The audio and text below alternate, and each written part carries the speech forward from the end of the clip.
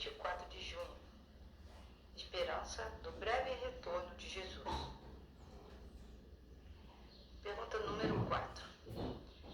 Nós vamos ler alguns textos da Bíblia e vamos ver por que esses versos que nós vamos ler são encorajadores para nós, para a gente enfrentar os desafios do futuro que vão ocorrer no tempo de angústia. Vamos ler então o livro de João, capítulo 14, de 1 a 3. O caminho, a verdade e a vida. Não se perturbe o coração de vocês. Creiam em Deus. Creiam também em mim. Isso é Jesus que a gente está falando. Na casa de meu pai há muitas mansões. Se não fosse assim, eu lhes teria dito: vou preparar-vos um lugar. E se eu for e vos preparar um lugar, voltarei e vos receberei para mim mesmo, para que onde eu estiver, estejais vós também. Ou seja, Jesus fez essa promessa, para a gente ficar firme até o fim, porque Ele está preparando casas para os seus filhos fiéis morarem. Vamos ler agora Tito, capítulo 2, de 11 a 14. Lembre-se que nós estamos vendo uma resposta, né? Porque esses versos são tão encorajadores para nós no tempo de angústia. Aqui vem dizendo, verso 11: porque a graça de Deus que traz a salvação se manifestou a todos os homens. Verso 12: ensinando-nos que, renunciando à impiedade e às paixões humanas, vivamos no presente mundo sóbria e justa e piamente. Verso 13: aguardando a bem-aventurada esperança e o glorioso aparecimento do nosso grande Deus e Salvador Jesus Cristo. Verso 14: Jesus Cristo se deu a si mesmo por nós, para nos remir de toda iniquidade e purificar para si um povo todo seu, zeloso de boas obras. Ou seja, Jesus disse que o coração nosso, que nós, as pessoas que vivemos nesse tempo, não fiquem angustiados. Essas palavras já nos garantem que Ele nunca nos deixará sozinhos. E Ele prometeu voltar para nos levar. Porque aqui na terra, nesse mundo de pecado, não é onde nós vamos morar para sempre.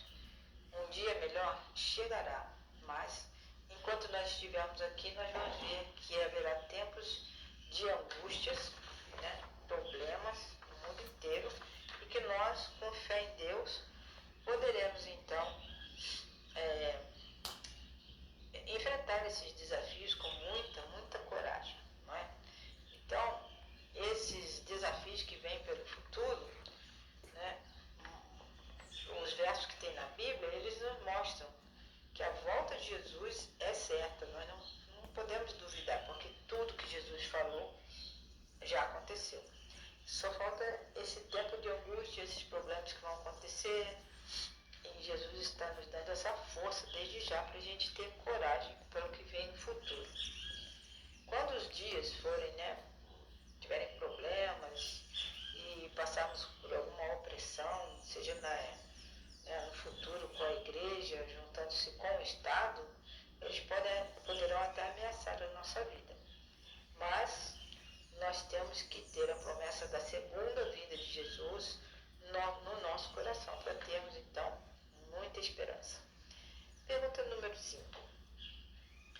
Compare as atitudes dos salvos e dos perdidos reveladas nestes versos.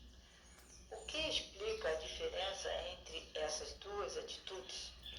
Então, o que vai ocorrer é assim, que nós sabemos que as consequências do que virá para aqueles que são pecadores são justas, porque Deus é justo, mas eles não vão gostar nada, Mas agora,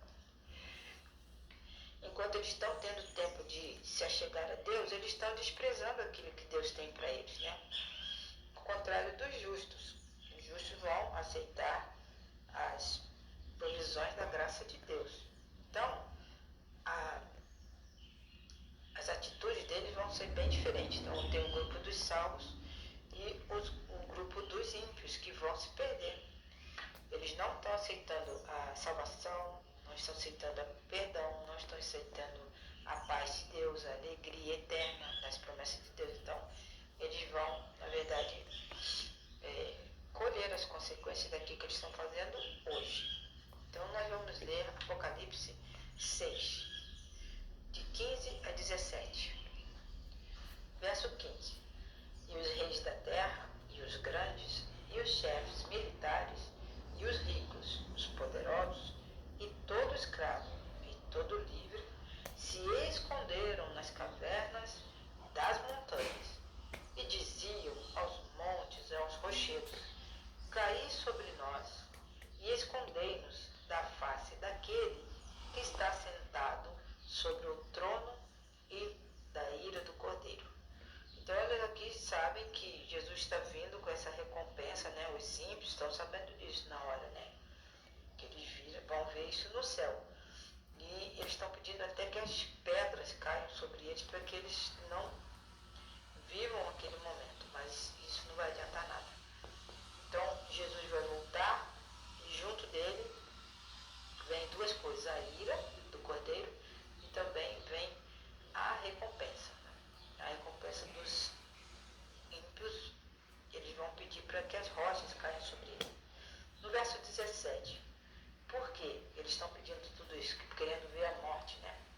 Porque é vindo o grande dia da ira deles. E eles quem? Do Pai, de Jesus. E eles fazem essa pergunta: quem poderá subsistir? Então essa vai ser as atitudes dos ímpios. Agora vamos ver as atitudes dos salvos. Em Isaías, capítulo 25, nós vamos ler os versos 8 e 9. Verso 8. Tragará a morte na vitória, e o Senhor Deus enxugará as lágrimas de todos os rostos, e tirará de toda a terra o seu opróbrio, ou seja, todo o sofrimento que nós, os justos, né, passamos. E tudo que for ruim, né, coisas tristes do povo de Deus, ele vai tirar desse povo. Porque Jeová disse. Então, se ele disse, vai acontecer. Verso 9. E naquele dia se dirá: eis que este é o nosso Deus, por ele temos esperado, e ele nos salvará. Isso são os salvos, né? Estão aqui em regozijo, em alegria. Este é Jeová, por ele temos esperado na sua salvação, e nos alegraremos com ele. Então essas são as duas atitudes. Um grupo de salvos, né, vão se alegrar, e o grupo de ímpios, eles vão se entristecer, eles vão querer até a morte, mas não vão conseguir.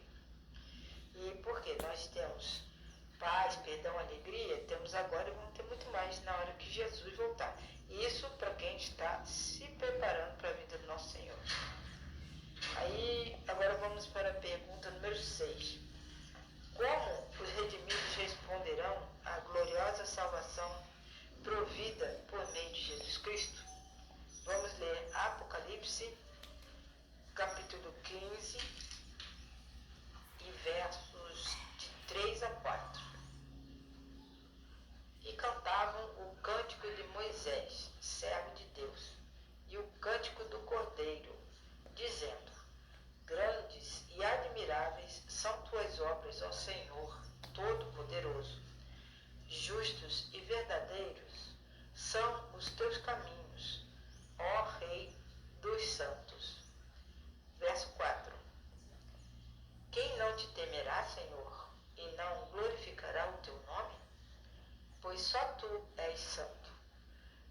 Por isso todas as nações virão a se prostrar diante de ti, porque os teus juízos são manifestos. Agora nós vamos para o capítulo de Apocalipse e vamos ver o verso 7. Aqui nós lemos: alegremo-nos e exultemos e demos a Deus toda a glória, porque são chegadas as bodas do Cordeiro e já a sua noiva se preparou. A noiva de Cristo, nós lemos com mais atenção um pouquinho, é a própria igreja, né? Então, na verdade, a noiva de Cristo é a Nova Jerusalém, que vai descer junto com Cristo quando ele vier pela terceira vez após o milênio. Então, os redimidos vão estar cientes de que tudo que eles fizeram foi porque acreditaram na retidão de Deus e eles vão se alegrar, vão louvar e adorar a Deus naquela época. A cruz de Cristo será a ciência e o cântico dos remidos por toda a eternidade. No Cristo glorificado, eles contemplarão o Cristo crucificado. O fato de o Criador de todos os mundos, o arbítrio de todos os destinos, ter deixado sua glória e se humilhado por amor ao ser humano, despertará eternamente a admiração e adoração de todo o universo. O Grande Conflito, página 539. E assim terminamos o estudo de hoje.